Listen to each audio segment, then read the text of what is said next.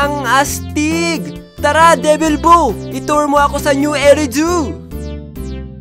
Ramen? Nani? My favorite! Isang order po ng super spicy red chili meat noodles! Welcome, bata! Akong bahala! Alright, solve! Wait, may buff na 15% HP at 15% damage? Ayos ah! Saan tayo next? Uy, video store! Tara, tambay tayo saglit! Arcade games? Di ko papalampasin to! Ha? Sa halos yun ah! Tara, Devil Boo! Wawasakin natin ang mga material!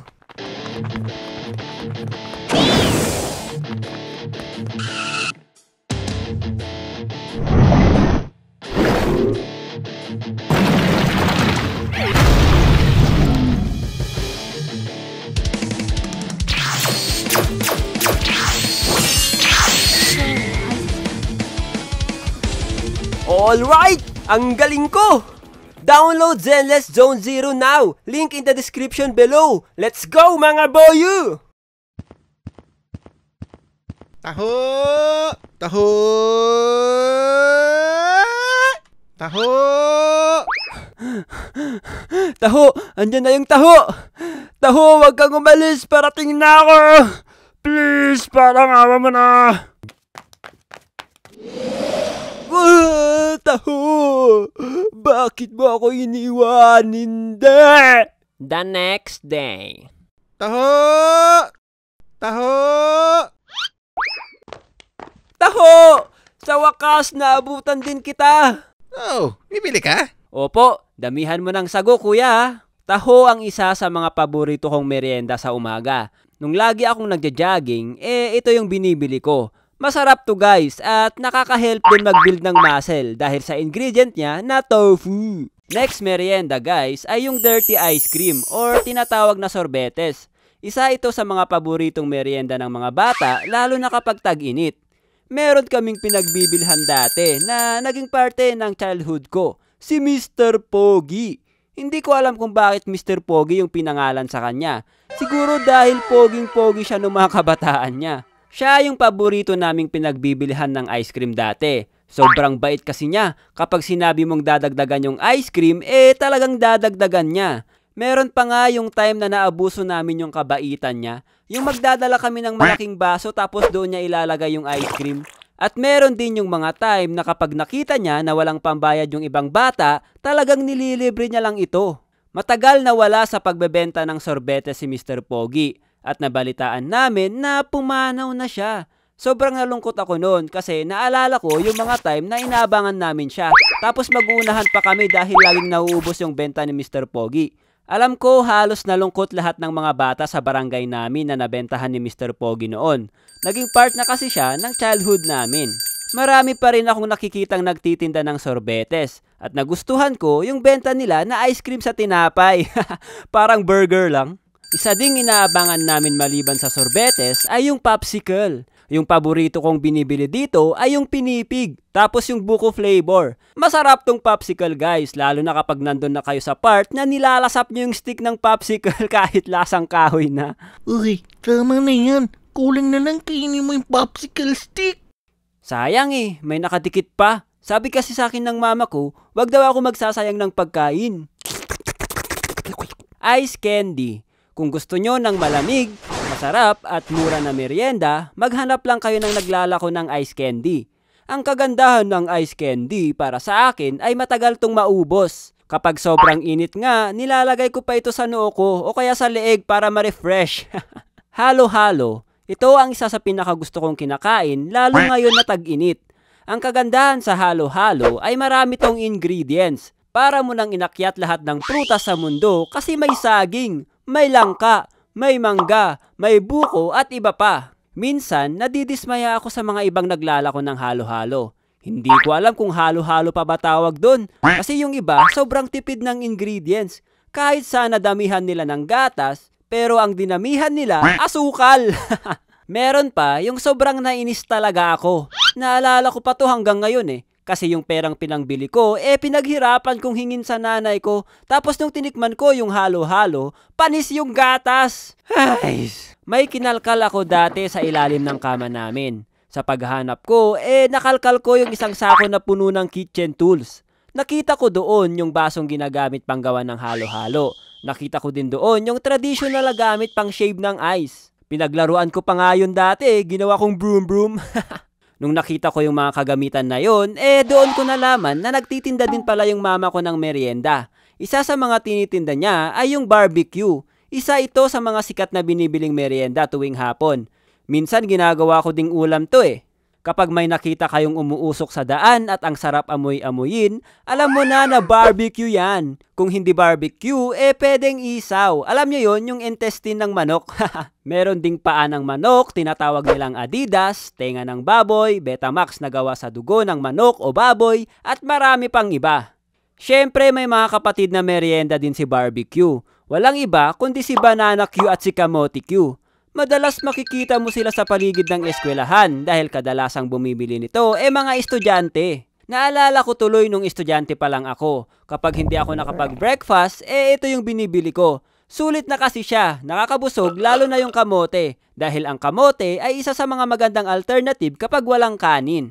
O ayan, sa mga gustong mag-diet dyan, mas maganda kumain ng kamote kaysa sa white rice. Kung ayaw nyo ng saging o kamote na nakatusok sa stick, meron namang turon. Pero dapat piliin nyo kung saan kayo bibili para hindi nyo ma-experience yung unang kagat, wrapper lahat. Speaking of unang kagat-kagat na yan, doon talaga sa siopaw Ewan ko ba kung ganyan na ba talaga ang siopaw ngayon? Kahit yung nabibili sa grocery unang kagat, tinapay lahat. Nilalagyan ko na lang ng sauce para makain ko lahat. Sayang Empanada. Memorable to sa akin nung grade 5 ako Tuwing recess kasi, may mga naglalako ng empanada na pumipwesto sa harap ng building kung saan kami lalabas. Hindi pa sementado yung wall ng school dati. Screen pa lang yung iba. So every recess, magtatakbuhan at mag-uunahan kami para makabili. Para kaming mga Walking Dead, lumalabas-labas yung mga kamay sa screen na bentahan lang ng empanada. Champurado. Isa sa mga lagi kong kinakain nung elementary ako. Pwede din tong gawing breakfast. Pero sa school namin, ginagawang merienda ito. Pag naririnig ko yung champurado, naaalala ko yung nasayang na champurado ko dati. Meron yung pinag-uutangan namin dati ng champurado at umutang ako sa kanya. Nilagay niya sa plastic tapos balak ko iuwi. Pero bago kami umuwi, naglaro muna kami ng badminton.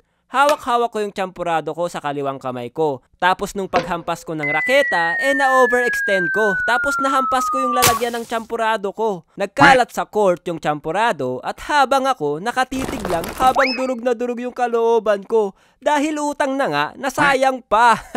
Suman. Isa sa mga gusto kong sinasabay sa kape. Gawa din siya sa malagkit at coconut milk. Tapos binalot sa dahon ng saging. Nakakabusog din to guys, pwedeng gawing breakfast. Kung gusto nyo ng may konting sweetness, dapat sabay nyo kainin ng jowa mo. De, joke lang. Lagyan mo lang ng asukal. Puto.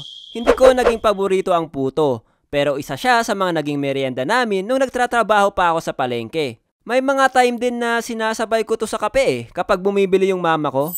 Naging memorable din kasi sa akin tong puto vendor nung bata ako. Parehas sila ni Mr. Pogi na naglalako ng sorbetes. Kung sa sorbetes, bel yung gamit nila, si puto vendor naman ay ang kanyang torotot. Nakakatuwa tignan yung paninda nila. Madaming kulay tapos may cheese pa sa ibabaw.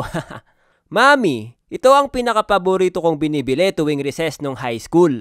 Ang sarap kumain nito lalo na kapag tag-ulan. Talagang mapapahigop ka ng sabaw. Nakakatawa nga lang kasi 10 pesos lang yung baon ko nun. Tapos iniingatan ko talaga na hindi dapat mabawasan yung 10 pesos na baon ko. Okay class, may gagawin tayong activity ngayon. Kaya bumili na kayo ng binibenta kong coupon bond. Nani? Jen, saan na yung contribution mo para sa Christmas party? Nani? Uy Jen, saan na yung contribution mo para sa bilihin nating Manila paper? Kung hindi ka magbibigay, hindi ka na namin isasama sa group. Nani? Nung nagmahal na yung mami sa kantin, naging 12 peso to 15 peso, mas humirap yung chance namin makabili nun. Ang ginagawa namin ni Pinya dati, nanlilimos kami sa mga kaklase namin. Sobrang nakakatawa pa nga kasi sinampal ng kaklase namin si Pinya nung humihingi kami ng piso. Hanggang ngayon, kapag naaalala namin yung nangyari na yon, tawang-tawa pa rin kami nila Sen. Mga pulubi ang putik. Mahilig kami tumambay dati ng barkada pagkatapos ng klase. Nagbabasketball kami minsan sa isang tambayan. Pero hindi ako marunong magbasketball ha, echos-echos lang. Habang nagbabasketball kami, inaabangan din namin yung pagdaan ng maglalako ng balot. Balot! Balot! Uy, andyan na yung maglalako ng balot. Kuya, mainit pa. Ay, oo naman. Kakaluto lang yan. Malalaman mong expert ang isang tao kumain ng balot kung alam niya kung saan ikakrak yung balot. At malalaman mong abusado ang kumakain ng balot kung inuubos niya yung suka. Buti na lang, mabait tong si Manong. Dahil kahit ubusin namin yung suka niya, kahit iisa lang yung binili namin, okay lang sa kanya. Kapag kulang din yung pambili namin ng balot, okay lang sa kanya na bayaran namin kinabukasan. Nakikipaglaro din siya sa amin pagkatapos namin magmerienda. Shoutout sa'yo, Manong, kung saan ka man ngayon. Speaking of tambay, ang naging isang merienda namin ng mga tropa ay walang iba kundi ang legendary Pansit Canton with loaf bread. Hindi tayo sponsor dito ha, Pansit Canton baka naman.